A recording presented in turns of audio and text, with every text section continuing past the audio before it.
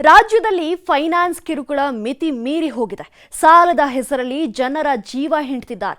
ಕಾಟ ತಾಳಲಾರದೆ ಜನ ಸೂಸೈಡ್ ಮಾಡ್ಕೊಳ್ತಿದ್ದಾರೆ. ಕೆಲವರು ಊರು ಬಿಟ್ಟಿದ್ದಾರೆ. ಮೈಕ್ರೋ ಫೈನಾನ್ಸ್ ಕಿರುಕುಳಕ್ಕೆ ಅಂಕುಶ ಹಾಕೋದಕ್ಕೆ ಸರ್ಕಾರ ಸಜ್ಜಾಗ್ತಾ ಇದ್ದು ಇವತ್ತು ಸಿಎಂ ಮಹತ್ವದ ಸಭೆ ಕರೆದಿದ್ದಾರೆ.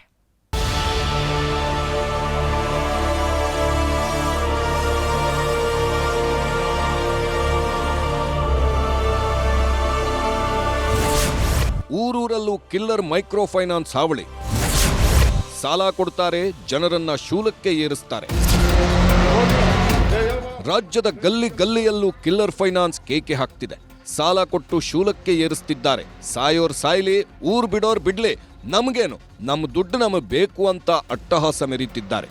ಯಮಕಿಂಕರರಂತೆ ಜನರ ಜೀವದ ಜೊತೆ ಚೆಲ್ಲಾಟ ಆಡುತ್ತಿದ್ದಾರೆ. ಇವರ ಚಿತ್ರಹಿಂಸೆ ಮಿತಿ ಮೀರಿದ್ದು ಬಡಪಾಯಿ ಯುವಕನೊಬ್ಬ ಪ್ರಾಣವನ್ನೇ ಬಿಟ್ಟಿದ್ದಾನೆ. ಕಿಲ್ಲರ್ ಮೈಕ್ರೋ ಸಿಬ್ಬಂದಿ ಕೊಡ್ತಿರೋ ಕಾಟ ಅಷ್ಟಿಷ್ಟಲ್ಲ. ಕಡಿಮೆ ಬಡ್ಡಿ ಅಂತ ನಂಬಿಸಿ ಜನರ ತಲೆ ಕೆಡಿಸಿ ಕಾಸು ಕೈಗಿಟ್ಟವರು ಈಗ ರಕ್ತ ಹೀರ್ತಿದ್ದಾರೆ. ಬೆಳಗಾವಿ ತಾಲೂಕಿನ ತಾರಿಹಾಳ ಗ್ರಾಮದ ಈ ಬಡಪಾಯಿ ಕುಟುಂಬದ ಪರಿಸ್ಥಿತಿಯನ್ನ ನೋಡ್ತಿದ್ರೆ ಕರುಳು ಕಿತ್ತು ಬರುತ್ತೆ. ಚೊಚ್ಚಲ ಬಸುರಿ, ಮಗು ಹುಟ್ಟಿ ಇನ್ನೂ 1 ತಿಂಗಳಷ್ಟೇ ಆಗಿರೋದು.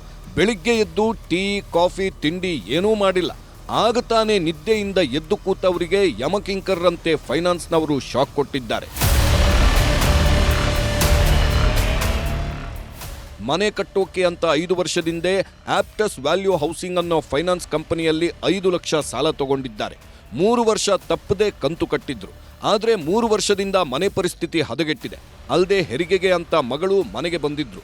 ಎಲ್ಲವೂ ಹೊರೆಯಾಗಿದ್ರಿಂದ ಕಂತು ಕಟ್ಟೋಕೆ ಆಗ್ತಿರಲಿಲ್ಲ. ಇದರಿಂದ ರೊಚ್ಚಿಗೆದ್ದ ಫೈನಾನ್ಸ್ನವರು 7 ಲಕ್ಷ ಕಟ್ಟುವಂತೆ ಪಟ್ಟಿ ಹಿಡಿದು ಮನೆಗೆ ಬೀಗ ಜಡಿದು ಕುಟುಂಬವನ್ನ ಬೀದಿಪಾಲು ಮಾಡಿದ್ದಾರೆ. ಇದಿಷ್ಟು ಅವರ ಕಥೆಯಾದ್ರೆ ಇವರ ಕಥೆ ವಿಚಿತ್ರ. ಇವರ ಹೆಸರು ಯಲ್ಲಪ್ಪ ಬಸಪ್ಪ ಕುರಕುಂದ. ಬೆಳಗಾವಿಯ ಬೈಲೂರ ಗ್ರಾಮ ನಿವಾಸಿ. ಪಾಪ ಕೆಲಸಕ್ಕೆ ಅಂತ ಹೋಗಿದ್ರು ಅನ್ಸುತ್ತೆ. ಇವರಿಲ್ಲದ ಟೈಮ್ ನೋಡಿಕೊಂಡು ಮನೆ ಸೀಸ್ ಮಾಡಿರೋದು ನೋಡಿ ಅವ್ರ ಜೀವವೇ ನಿಂತೋದಂತಾಗಿದೆ. ಯಾವಾಗ ಇವರ ಕಾಟ ಹೆಚ್ಚಾಯ್ತೋ ಮಹಿಳೆಯರೆಲ್ಲ ತಾಳಿ ಹಿಡ್ಕೊಂಡು ಬೀದಿಗಿಳಿದಿದ್ದಾರೆ. ಸಾಲ ಕಟ್ಟಿ ಇಲ್ಲ ತಾಳಿ ಮಾರಿ ಎಂದವರ ವಿರುದ್ಧ ಡಿಸಿ ಕಚೇರಿ ಮುಂದೆ ಆಕ್ರೋಶ ಹೊರಹಾಕಿದ್ದಾರೆ.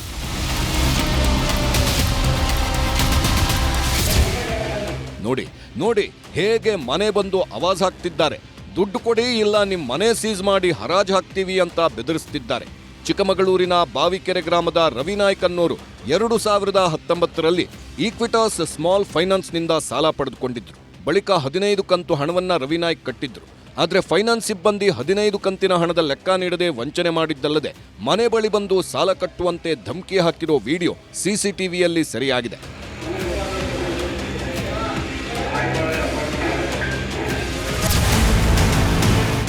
ಕಿಲ್ಲರ್ ಮೈಕ್ರೋ ಫೈನಾನ್ಸ್ ಅಟ್ಟಹಾಸಕ್ಕೆ ರಾಜ್ಯದಲ್ಲಿ ಸಾವಿನ ಸುನಾಮಿಯೇ ಎದ್ದಿದೆ. ಈತನ ಹೆಸರು ಖಾಸಿಂ. ಯಾದಗಿರಿಯ ಲಾಡೇಜಗಲ್ಲಿ ನಿವಾಸಿ. ಕಷ್ಟ ಅಂತ ಯಾಸಿನ್ ಅನ್ನೋರ ಬಳಿ ಸಾಲ ಪಡೆದಿದ್ದಾನೆ. ಆದರೆ ಅದರಲ್ಲಿ 35,000 ಸಾಲ ಕೊಡೋದು ಸ್ವಲ್ಪ ತಡವಾಗಿದ್ದಕ್ಕೆ ಮೃಗನಾಗಿದ್ದಾನೆ. ಬಾರ್ಕೋಲ್ನಿಂದ ದನಕ್ಕೆ ಹೊಡೆದು ಮೊಣಕಾಲಿಗೆ ಒದ್ದಿದ್ರಿಂದ ಖಾಸಿಂ ಉಸಿರು ಚೆಲ್ಲಿದ್ದಾನೆ. ಹಳ್ಳಿಯಲ್ಲೂ ಮೈಕ್ರೋ ಫೈನಾನ್ಸ್ ಹಾವಳಿಗೆ ಜನ ಹೈರಾಣಾಗಿದ್ದಾರೆ. ಫೈನಾನ್ಸ್ ವಿರುದ್ಧ ಜನ ತಿರುಗಿ ಬೀಳುತ್ತಿದ್ದಂತೆ ಮಂಡ್ಯದಲ್ಲಿ ಸಿಬ್ಬಂದಿ ಮತ್ತೊಂದು ಖತರ್ನಾಕ್ ಸ್ಕೆಚ್ ಹಾಕಿದೆ. ತಮ್ಮ ಹಣ ವಾಪಸ್ ಪಡೆಯೋಕೆ ಹೊಸ ಆಫರ್ ಕೊಟ್ಟಿದ್ದಾರೆ. ಸಾಲ ಪಡೆದಿರೋರ ಫೋನ್ಗೆ ನೀವು ಸಾಲ ಮರುಪಾವತಿ ಮಾಡಿದ್ರೆ ದುಪ್ಪಟ್ಟು ಸಾಲ ಕೊಡುವುದಾಗಿ ಮೆಸೇಜ್ ಕಳಿಸಿದ್ದಾರೆ. ಇದನ್ನು ನಂಬಿ ಕೆಲವರು ಸಾಲ ತೀರಿಸಿ ಮತ್ತೆ ಸಾಲ ಕೇಳಿದ್ರೆ ನಿಮ್ಮ ಸಿಬಿಲ್ ಸ್ಕೋರ್ ಇಲ್ಲ ಅಂತ ಹೇಳುತ್ತಾ ಜಾರಿಕೊಳ್ತಿದ್ದಾರೆ.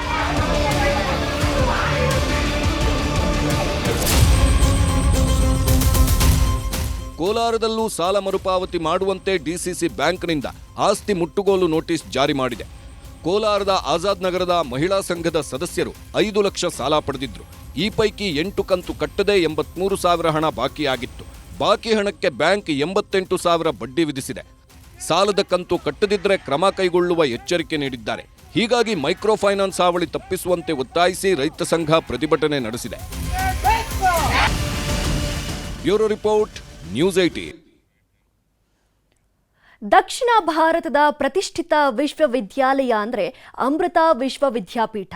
ಶ್ರೀಮಾತಾ ಅಮೃತಾನಂದಮಯಿ ದೇವಿ ಸ್ಥಾಪಿಸಿರುವಂತಹ ವಿಶ್ವವಿದ್ಯಾಪೀಠ ಅಮೃತ ವಿದ್ಯಾಲಯದ 11ನೇ ಆರೋಹಣ ಸೈನ್ಸ್ ಎಕ್ಸಿಬಿಷನ್ ಕಾರ್ಯಕ್ರಮ ಅದ್ಧೂರಿಯಾಗಿ ನಡೆಯಿತು.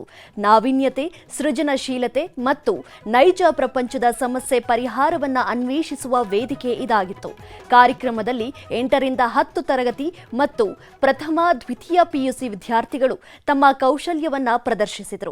ಸರಿಸುಮಾರು 200ಕ್ಕೂ ಹೆಚ್ಚು ಮಕ್ಕಳಿಗೆ ಕೌಶಲ್ಯ ಪ್ರಶಸ್ತಿಗಳನ್ನು ವಿತರಿಸಲಾಯಿತು. ಮೊದಲ ವಿಜೇತರಿಗೆ 1 ಲಕ್ಷ ನಗದು ಬಹುಮಾನವನ್ನ ನೀಡಿ ವಿದ್ಯಾರ್ಥಿಗಳನ್ನ ಪ್ರೋತ್ಸಾಹಿಸಿದರು. ಕಾರ್ಯಕ್ರಮದಲ್ಲಿ ಅಮೃತ ವಿಶ್ವವಿದ್ಯಾಪೀಠದ ನಿರ್ದೇಶಕ ಡಾಕ್ಟರ್ ಮನೋಜ್ ಪಿ, ಸಂಚಾಲಕ ಡಾಕ್ಟರ್ ಪ್ರಶಾಂತ್ ಬಿಎನ್ ಸೇರಿ ಅನೇಕ ಗಣ್ಯರು ಪಾಲ್ಗೊಂಡಿದ್ದರು.